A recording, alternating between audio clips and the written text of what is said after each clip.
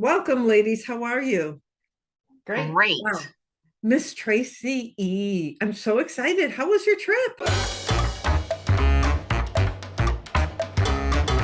It was amazing. Trip of a lifetime. One of those bucket list things that you do only once, and it was absolutely incredible. It's just amazing. Yeah. So I want to bring everybody up to speed. If you go back in some of our past episodes, Miss Tracy was very kind to talk to us about her concerns and fears of flying and traveling after the past couple of years of everything we've been through. So bring us up to speed. Let us know, how did that go and how was that very long flight? Yeah, so there was actually two very long flights. The first was from Toronto to Amsterdam, then there was a 6 hour layover, and then Amsterdam to Nairobi, which was another 8 hour flight. Um, I had done a lot of, I mean, for anybody who doesn't know, I've had a lot of anxiety over the pandemic and through the pandemic that I have worked through, and worked with a coach on. And I did a lot of visualization prior to having to go to the flights. I was like envisioning myself in a mask in a very closed, lots of people around bumping into me. Like I'm dreaming up the worst case scenario to try to put myself, okay, what do I do now? Like, how do I handle this? What breathing exercises, what techniques am I going to use that's going to help level me out? And I think when we did the recording, I was in a position whereby in Canada, anyways, masks were still required in airports and Mm. in airlines. And that got dropped just before we left. Like I think a week before we left, that mandate got dropped. So I was quite anxious about that whole situation. I thought, well, I know what I'm going to do. I'm certainly going to continue to wear my mask. I'm going to be masked in the airport. I'm probably going to be masked on the plane. I'm just, and I'm went through my visualizations again and realized that it didn't really matter what anybody else was going to be doing anyways. Like I have zero control over that. So it really mattered how I was going to handle it. And I have to say that I was really pleasantly surprised. First, a lot of people still wore masks, even though they didn't need to. Secondly, the fears of people judging you because you are still masked Mm. um, wasn't there. That Mhm. story was dropped. Um, and I just had a really enjoyable flight. I got on the flight, and I sat down and I looked at my husband. I said, "Are you going to stay masked for the entire trip?" And he said, "I don't know. I'm going to see how it goes once we get up in the air." Because, of course, the air circulation in planes has been dramatically improved. And in a lot of cases, it's better to breathe that than anything else. And I thought, okay, well, I'm going to see what happens. So, we're not up in the air 10 minutes and they're already offering you bottles of water. So I took the bottle of water. I thought, yep, I'm okay. I'm just going to take my mask off and I'm going to drink my bottle of water. And I did. I took my mask off and I thought, okay, this is okay. I'm okay. And nothing's going to happen. This is fine. Took some of my water and then I thought, okay, do I put my mask back on? What am I going to do?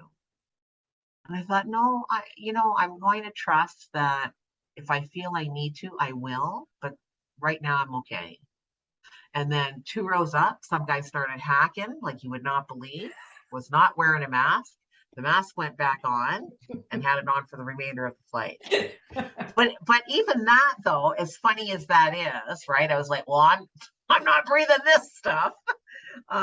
Even as funny as that is, the level of anxiety that like it peaked the moment I heard him coughing, but then it like subsided very, very quickly.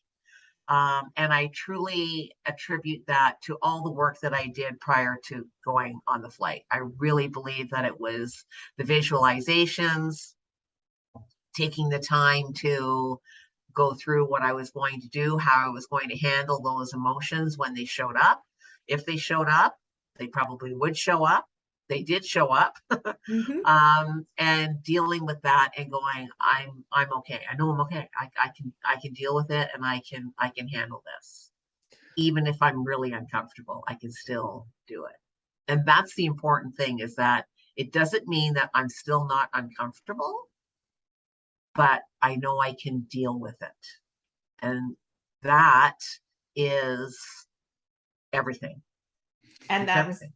based on all your prep, because in our episode when we talk about it, you know, you were anxious about doing this. And I just think this was what a successful trip, based on you understanding you needed to do something to make sure the trip was successful. I think that's fantastic. Yes. Yeah.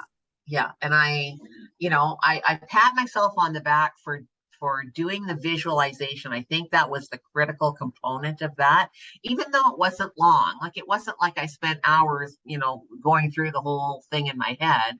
I would just spend like a couple of minutes a day, just, after I finished doing some journaling or whatever, just to sit there and go, okay, let's walk into the airport. What is this going to look like? Mhm.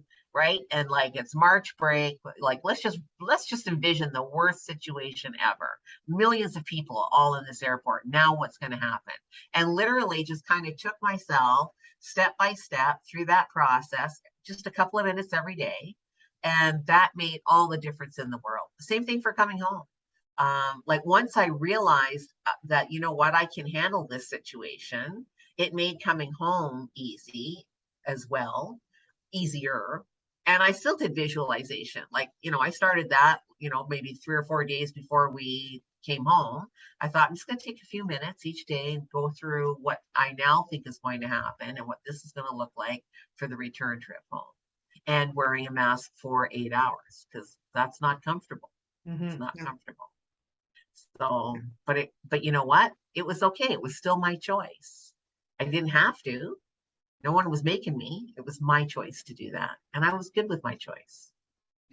That's amazing. That's kudos to you. Thank you. Kudos to doing the work beforehand. And I know Tracy G always teases you and I, because we're big pen to paper people. And but you journaled it out, you had a plan. And I think that's what people forget, that there were 2 points that you made. One, you had a plan.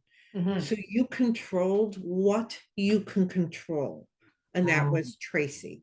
Yeah. You're not even your husband. You controlled Tracy, and that was the Mm. only person that you controlled. And the second thing is, you released what you couldn't control. You couldn't control the guy 2 seats up hacking away. Nope. You couldn't control that Canada, they took the mask mandate away. You couldn't control it, but you released it. So you took the 2 things, you found what you could control, you made a plan, and you released what you couldn't control. And I think that's what people forget about when they have a fear and anxiety or something, that you do have control over you. My favoriteest line to myself, going through my visualizations, going through this process, being on the plane, doing all of this stuff, was, and now what? Okay, and now what? Mhm. It's like, there is a space where the breath can come in, which is the and. It gives you pause to say, what are you going to do now? And I just kept saying that. And now what? Okay, so and now what? Now what are you going to do? Now what's your choice? And that in itself was super empowering, super empowering. Yes. I fully congratulate you. Yeah. Thank you. Yeah. Thank Fully you. congratulate you. That is like, I know you are very proud of yourself, and you should be very proud of yourself, because I don't think you just gave yourself a tool for this trip. I think you gave yourself a tool for other areas that the pandemic might have had a control over, that now you can use the same tools with. That, and also in other areas of my life. It's not just the anxiety that I have around being in public places with other people and all of that. I mean, that it's not just that, it's that, you know, and now what is really a mantra that I can use in any part of my life. Like when anything is happening, it's like it brings that control back to you. And now what? Now what are you going to do? Now what is your choice going to be? And it just creates that pause. And that's the most important thing, is creating that little pause before everything starts to spin out, you know? It allows you to grab that breath to just be okay. And that was amazing for me. It almost feels like when you say, and now what? That you've acknowledged you did this. Yeah. Pause. And now I'm going to my next step, whatever that next step is. Yes. I think that is really powerful. And it's also knowing, like what you said. Yeah, for sure. It's yours. It's also knowing that you are not the one that is fully in control all the time. While I can control me, like Michelle said, I can't control the guy hacking 2 rows up that wasn't wearing a mask and was like, I mean, the guy was deathly ill. I was like, you shouldn't be on this plane. Like, this is ridiculous. And now what? What are you going to do, Tracy? Yeah. What is your choice going to be now that this has been presented to you? Because recognizing that it's always going to possibly be different than what you imagine, right? Like my visualizations, I didn't visualize that. That was, you know, I did for the ride home, but I didn't on the way out. I was like, get me on the airplane. I'm sitting on the airplane. Yeah. I've made it this far. It was like, okay, well, I guess I'm good at this point, right? If I've done it this far. And I had to react. And now what? To the guy that was, you know, two rows ahead of me. And yeah, like if we just take the time to go through things in our mind, we can avoid so much reactionary things, I think, in our life. So much knee-jerk stuff that we do. Not all the time. It's not going to work all the time. But you know what? If it works half the time, then isn't that halfway better than not having it work at all, right? Well, it's not even half the time. If it works for you for that moment and you go on, I think sometimes people get lost in what's happening. And what I mean by that is they always look so far in advance, and they like when you were talking about your visualization, you're like, I'm at the airport. Okay, I'm here. I put in my luggage. That's done. Like you took it each step until you had your full visualization. So you got yourself on the plane and you're like, okay, that's it. It wasn't your visualization. Like at that point, you weren't like, okay, I'm on the plane. So no one please cough. Okay, and I just have to get to Amsterdam and this. It was like, I'm here. And I think people forget that sometimes your next breath is all you need to take to get you to the next level. Yeah, very true. Very true. So I'm ready for another trip. Bring it on. Oh, really? And now what? And now what? Yes, and now what? And now where? Yeah. So we will keep you will be telling us about that. And in further episodes, I want to know, and now what, how that's helped you in your life. Okay. So you heard Tracy E. She's giving you permission to steal that. Yes. Now what? So how would you use her process? How would you take that process to help you through something that you have anxiety with or that you're struggling with? Put it in the comments. And if you have questions about her process, put those in the comments. We would be happy to answer them for you. Don't forget to subscribe. Don't forget to click to get notifications.